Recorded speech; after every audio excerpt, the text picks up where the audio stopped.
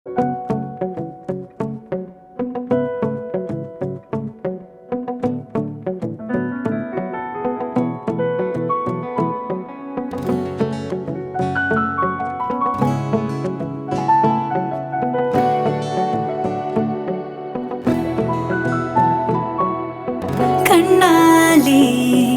പറയുവതിവളൊരു മിന്നൽ സദാ തൊട്ടാലും വാടാതവളൊരു കനലിൻ തരി.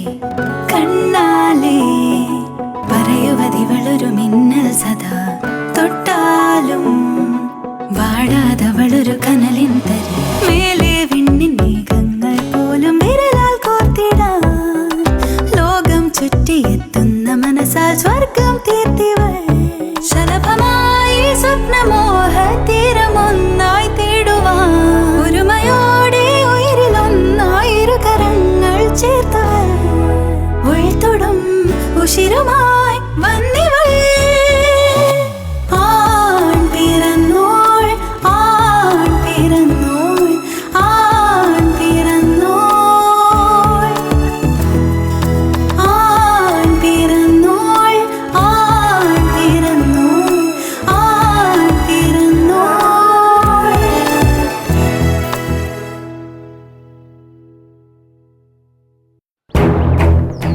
ഔട്ട് ഓഫ് സ്റ്റേഷൻ എന്ന് പറയുമ്പോ ആ സ്ഥലത്തിന് പേരില്ലേ? ഞാൻ കൊച്ചിയിലാ അപ്പു.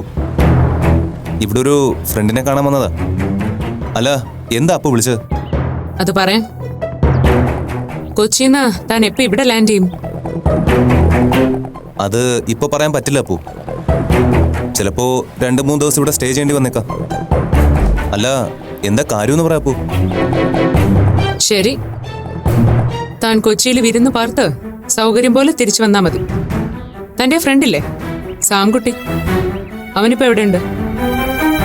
അതിപ്പോ അതെനിക്കറിയില്ല. അവനെ ഞാൻ കണ്ടിട്ട് തന്നെ കുറച്ച് ദിവസമായി. എന്താ അപ്പു താനിപ്പോ അവനെ തിരക്കുന്നത്? എങ്കിലേ ഞാൻ ഇന്നലെ അവനെ കണ്ടിരുന്നു. കാണുക മാത്രമല്ല, അവന്റെ ഒരു മനോഹര പ്രകടനത്തിന് സാക്ഷിയാവുകയും ചെയ്തു. പ്രകടനവും കഴിഞ്ഞ് അവൻ എന്റെ ഒരു ഫ്രണ്ടിന്റെ ബുള്ളറ്റിലാ കയറി പോയത്. ആ ഫ്രണ്ടിനെ താൻ അറിയും, പാക്കരനെന്നാ ഞാൻ അവനെ കളിയാക്കി വിളിക്കുന്നത്. മോനെ അരുൺ ഭാസ്കറെ, നീയും സാംകുട്ടിയും ചേർന്നാണ് ഇന്നലെ ആ കലാപരിപാടി അവിടെ അരങ്ങേറിയതെന്ന് എനിക്ക് മനസ്സിലായി. അതിന്റെ സമ്മാനമായിട്ട് അവനൊരു എവറോളിംഗ് ട്രോഫി ഇവിടെ പാഴ്സൽ ചെയ്ത് വെച്ചിട്ടുണ്ട്. അത് സ്വീകരിക്കാൻ ക്ഷണിക്കാനാ തന്നോട് ഞാൻ അവരെ നമ്പർ ചോദിച്ചത്. കൂട്ടത്തില് തനിക്കുണ്ട് ഒരു പ്രോത്സാഹന സമ്മാനം. അതെ, ഞാൻ നേരിട്ട് ഏൽപ്പിച്ചോളാം. അപ്പോ താനിത് വലിയൊരു ഇഷ്യൂ ആക്കണ്ട. ഇന്നലെ സാംകുട്ടി ബിയർ കഴിച്ച് ഇത്തിരി ഓവറായി പോയി. അവൻ എത്ര ബിയർ കഴിച്ചാലും അവന്റെ അമ്മച്ചയും പെങ്ങളെയും കണ്ടാ ഓവറാവോ പാക്കര? പിന്നെന്താ, മറ്റു പെണ്ണുങ്ങളെ കാണുമ്പോ അവനൊരിളക്കം. അവൻ ആതിരെ ഒന്ന് ഡീറ്റെയിൽ ആയിട്ട് പരിചയപ്പെടണമെന്ന് പറഞ്ഞല്ലോ. അതിനുവേണ്ടി ആതിര അവന്റെ വീട്ടിലോട്ട് ചെല്ലുന്നുണ്ട്. ആതിര മാത്രമല്ല, അവളുടെ ബ്രദറും, പിന്നെ ഒരു ഫോർമാലിറ്റിക്ക് കുറച്ച് പോലീസുകാരും ഉണ്ടാവും. ഒരു ഭംഗിക്ക്. എല്ലാരും കൂടി എപ്പോ വരണമെന്നറിയാൻ അവനൊന്ന് വിളിക്കണം. സോറി അപ്പു. എടോ, താനിപ്പോ വെറുതെ ഇഷ്യൂ ഉണ്ടാക്കരുത്. അവൻ കള്ളും പുറത്ത് എന്തോ അബദ്ധം കാണിച്ചു പോയതിന് താനും തന്നെ ഫ്രണ്ട്സ് ആവുന്ന ഇഷ്യൂ ആക്കരുത്. അവന് വേണ്ടി ഞാൻ തന്നോട് സോറി ചോദിക്കുന്നു. ഓ, അവന് വേണ്ടി നീ മാപ്പ് സ്പോൺസർ ചെയ്യേണ്ട പാക്കര. ഒരു ദിവസത്തെ സമയം ഞാൻ തരും. അതിനുള്ളിൽ അവൻ ആതിരയോട് നേരിട്ട് വന്ന് പരസ്യമായിട്ട് സോറി പറഞ്ഞിരിക്കണം. ഇല്ലെങ്കിൽ അതിന്റെ ഫലം അവൻ മാത്രമായിരിക്കില്ല അനുഭവിക്കാൻ പോകുന്നത്. മനസ്സിലായോ? ഓക്കെ അപ്പു, ഞാൻ സമ്മതിക്കുന്നു. നാളെ ഞാൻ കൊണ്ടുവരാൻ സാംകുട്ടിയെ. അവൻ സോറി പറയും. ഞാൻ പറയിക്കാം അവനെ കൊണ്ട്. നമുക്ക് വഴക്കും പിണക്കും ഒന്നും വേണ്ടപ്പോ. നല്ല ഫ്രണ്ട്സായി ജോളിയായിട്ട് പോകുന്നേ. എന്താ? ആദ്യം നീ അവനെ നേരിട്ട് കൊണ്ടുവാ. അത് കഴിഞ്ഞ് നമുക്ക് ജോളി ആവണോ വേണ്ടോ എന്ന് ആലോചിക്കാം.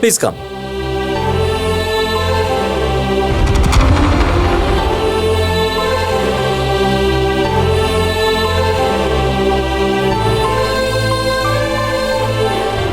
ടീച്ചർക്ക് വേണ്ടി ഞാൻ ജസ്റ്റ് ഒന്ന് റിപ്പീറ്റ് ചെയ്യാം. ഒരു ഗുരുവും അയാളുടെ 2 ശിഷ്യന്മാരും പുഴയ്ക്കക്കരെയുള്ള ഒരു യാഗസ്ഥലത്തേക്ക് പോവുകയായിരുന്നു. തോണിയില്ലാത്തതിനാൽ അവർ പുഴ നീന്തിക്കടക്കാൻ തീരുമാനിച്ചു.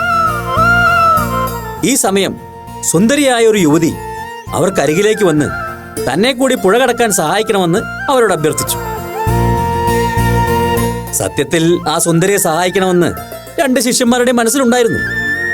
പക്ഷേ അത് ബ്രഹ്മചാരിയായ ഗുരുവിന്റെ അപ്രീതിക്ക് കാരണമാവുമെന്ന് ഭയന്ന് 2 ശിഷ്യന്മാരും സുന്ദരിയുടെ സഹായ അഭ്യർത്ഥന നിരസിച്ചു. സുന്ദരി അവസാനത്തൊരു ശ്രമം എന്ന രീതിയിൽ ഗുരുവിനോട് നേരിട്ട് സഹായം അഭ്യർത്ഥിച്ചു.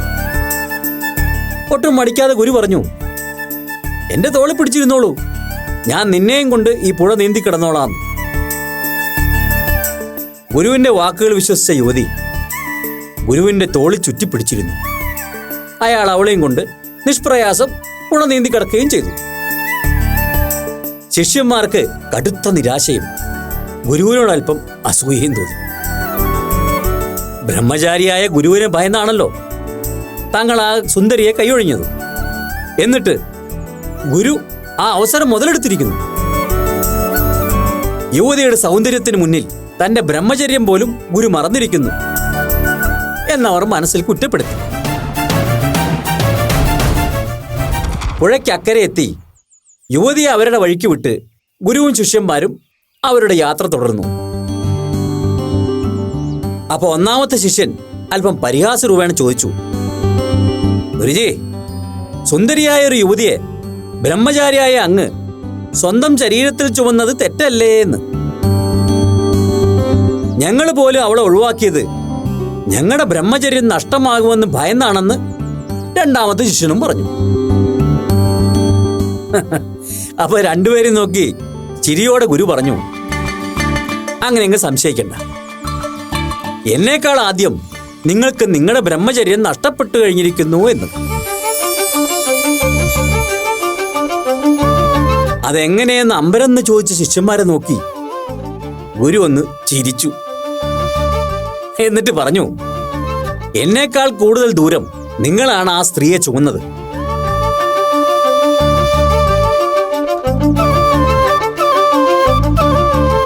ആ പുഴ കിടക്കുന്ന സമയം വരെ ഞാൻ അവളെ എന്റെ തോളിൽ ചുമന്നുള്ളൂ. പക്ഷെ നിങ്ങളാകട്ടെ ഇപ്പോഴും ആ സുന്ദരിയെ മനസ്സിൽ ചുമന്ന് നടന്നുകൊണ്ടിരിക്കുകയാണ്.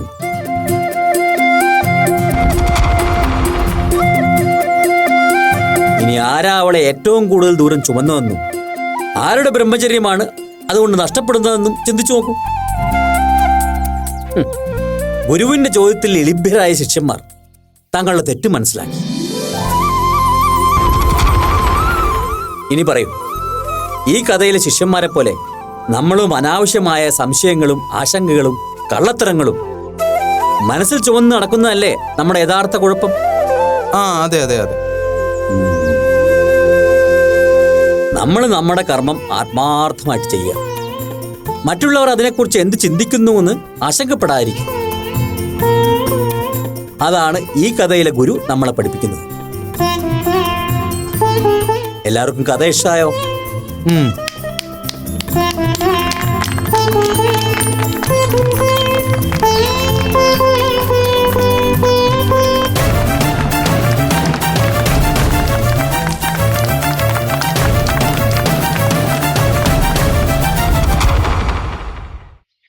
അവരെ ഇതുവരെ കണ്ടില്ലല്ലോ അപ്പു. വരാന്നല്ലേ പറഞ്ഞേ. കുറച്ചേരം കൂടി നോക്കാം നമുക്ക്. ഇല്ലെങ്കിൽ അവന്മാരെ വരുത്താനുള്ള വഴി എനിക്കറിയാം. വേണ്ട അപ്പു, ഇനി നമ്മളായിട്ട് കൂടുതൽ പ്രശ്നങ്ങൾക്കൊന്നും പോണ്ട. ഏയ്, അവന്മാരെ അങ്ങനെ വിട്ടുകളഞ്ഞാൽ ശരിയാവില്ല ആതിര. രണ്ടിന്റെ സ്വഭാവം തനിക്ക് അറിയാഞ്ഞിട്ടാ. കോളേജ് വെച്ചാ തുടങ്ങിയതാ അവന്മാർക്ക് എന്നോടുള്ള ചൊറിച്ചില്.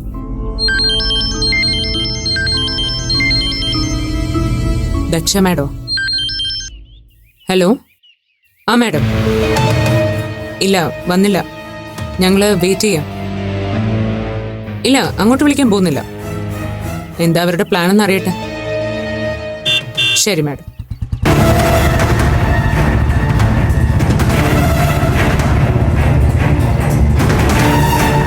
മാഡം അവർ വരുന്നുണ്ടെന്ന് തോന്നുന്നു. ശരി.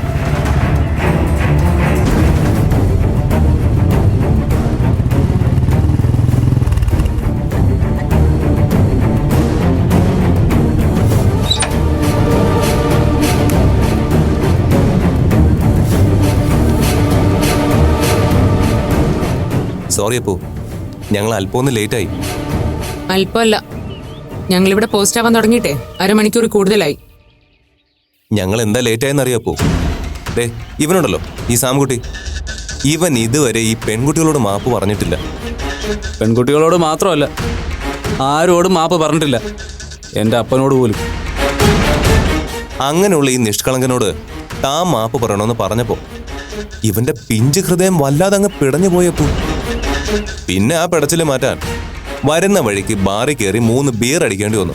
അതാ ലേറ്റായത്. എന്നിട്ട് ഇപ്പോഴും സാംകുട്ടിയുടെ പെടച്ചില് മുഴുവനായിട്ട് മാറിയിട്ടില്ലെന്ന് തോന്നുന്നല്ലോ. ആ, കുറച്ചുകൂടെ മാറാൻ ബാക്കിയുണ്ട്. എന്തേ, എവിടെ ആരുമില്ലേ? പരസ്യമായിട്ട് മാപ്പ് പറയണമെന്നൊക്കെ കേട്ടപ്പോ ഞാൻ കരുതി സ്റ്റേജും ആൾക്കൂട്ടം ഒക്കെ കാണുമെന്ന്. ഇതിപ്പോ ആരുമില്ലല്ലോ. നമുക്ക് അങ്ങോട്ടും ഇങ്ങോട്ടും മാപ്പ് പറയാനാണെങ്കിൽ ഈ വെയിലത്ത് വന്ന് വേർക്കേണ്ട വല്ല കാര്യമുണ്ടോ?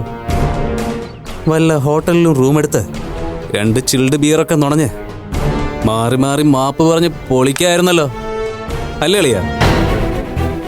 സാംകുട്ടി, സോറി പറയാൻ വന്നതാണെങ്കിൽ മര്യാദയ്ക്ക് പറഞ്ഞിട്ട് പോ. പറയാലോ, സോറി പറയാലോ. കാല് പിടിച്ച് പറയണോ? പറയാം. കാലോ കയ്യോ, ഇനി അതല്ല എവിടെ വേണോലും തൊട്ട് സത്യം. സാംകുട്ടി, നീ ഒരുപാടങ്ങ് സ്മാർട്ട് ആവല്ലേ? അതെ, അത് തന്നെയാ എനിക്ക് നിന്നോടും പറയാനുള്ളത്. നീയും ഒരുപാടങ്ങ് സ്മാർട്ട് ആവല്ലേ. നീ എന്താ വിചാരിച്ചത്? നീ ഫോൺ ചെയ്ത് വരട്ടുമ്പോ ഞങ്ങൾ ഓടി വന്ന് നിന്റെ ഇവളുടെയും കാലേ വീണ് മാപ്പ് പറയുന്നോ?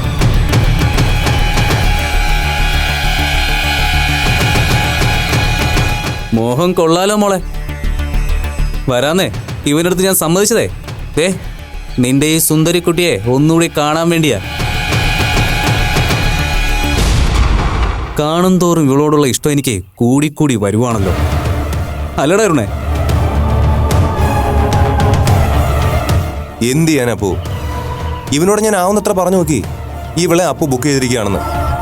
പക്ഷെ ഇവൻ ഈ കൊച്ചിനോട് മുടിഞ്ഞ പ്രേമം.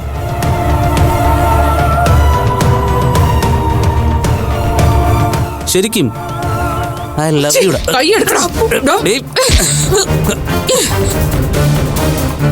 ചുമ്മാ കിടന്ന് പിടക്കല്ല മോളെ. ഉപ്പോളം വരില്ല ഉപ്പിലിട്ടത്. ആൺകോലം കെട്ടിയതുകൊണ്ട് മാത്രമാണ് ആവില്ലടി മോനെ. അതിനെ ആണത്തം വേണം. ദാ ഇതുപോലെ നല്ല ആണത്തം വേണം. അതിന് ആണായിട്ട് തന്നെ പിറക്കണം, അല്ലാതെ പിറന്നിട്ട് ആണാവാൻ നിൽക്കരുത്. കൈവിടാ, കൈവിടാനല്ലേ നിന്നോട് പറഞ്ഞേ? ഞാൻ നിന്നോട് സോറി പറയണോ അല്ലേ? പകരം ഞാൻ ഇവളോട് ഒരു ഐ ലവ് യു പറഞ്ഞല്ലോ, അതുപോരെ? കൈയെടുക്കണം നാറി.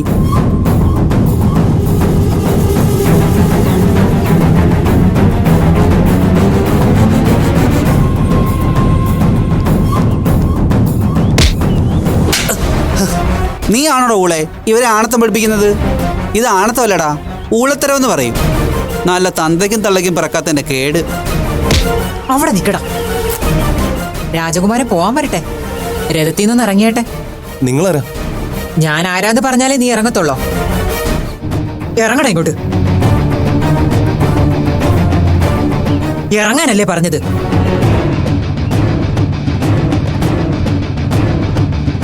ഇങ്ങോട്ട് നിൽക്കടാ. നിനക്കൊക്കെ ഞങ്ങളെപ്പോലുള്ളവരെ കാണുമ്പോ വലിയ പ്രശ്നമാണല്ലേടാ? ചേച്ചി, അത് പിന്നെ ഞങ്ങളൊന്നും ചെയ്യരുത്. എന്താടാ നിന്റെ ആണത്തൊക്കെ ഇപ്പൊ എവിടെ പോയി? നിനക്കിപ്പോ ഐ ലവ് യു എന്ന് പറയണോ? ചേച്ചി പ്ലീസ്, ഞങ്ങൾക്കൊരു അബദ്ധം പറ്റിയതാ, ഇനി ആവർത്തിക്കില്ല. വേണ്ടടാ, നിന്റെ സൗജന്യം ഒന്നും വേണ്ട. നീ ആവർത്തിച്ചോ. ഇനി നിന്നെ പോലുള്ള നാറുകൾ ഇത് ആവർത്തിക്കാതിരിക്കാൻ ഞങ്ങളുടെ കയ്യിലൊരു മരുന്നുണ്ട്. മാപ്പ് പറയടാ. സോറി. അയ്യോ അങ്ങനെയൊന്നുമല്ല മക്കളെ, മുട്ടുമേന്നില്ലേ നിക്കടാ, നിക്കാൻ.